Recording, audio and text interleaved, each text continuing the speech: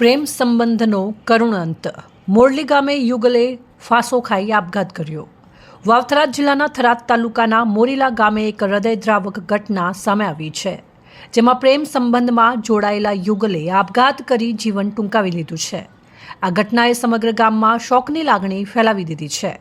મળી રહેલી માહિતી અનુસાર મોરીલા ગામના વતની પરમાર રાસિંગભાઈ ના પુત્ર પોપટભાઈ ઉંમર આશરે 20 વર્ષ અને ગામના જ લુહાર રમેશભાઈની પુત્રી પાયલબેન ઉંમર આશરે 18 વર્ષ રાત્રિના સમયે કોઈને જાણ કર્યા વગર ઘરેથી નીકળી ગયા હતા. આગળના દિવસે સવારમાં પોપટભાઈના પિતાએ તેમને ખાટલા પર ન જોઈ તપાસ શરૂ કરી હતી.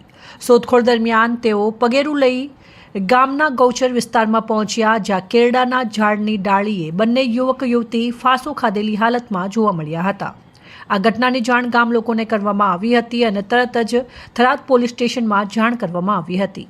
પોલીસે સ્થળ ઉપર પહોંચી પંચનામું કરીને મૃતદેહોને પીએમ અર્થે થરાદની સરકારી હોસ્પિટલ ખાતે ખસેડ્યા હતા. ખાસ નોંધનીય બાબત એ છે કે યુવતી પાયલબેનની આગલા દિવસે સગાઈ હતી.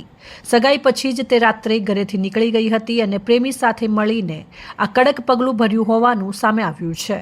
આ દુર્ઘટનાએ ગામમાં ભારે શોક છવાઈ ગયો છે અને અનેક પ્રશ્નો ઊભા કર્યા છે. પોલીસે સમગ્ર મામલે વધુ તપાસ હાથ ધરી છે. અહેવાલ જેતુ બારોટ, પ્રદીપ તંત્રાલ, ન્યૂઝ થરાદ.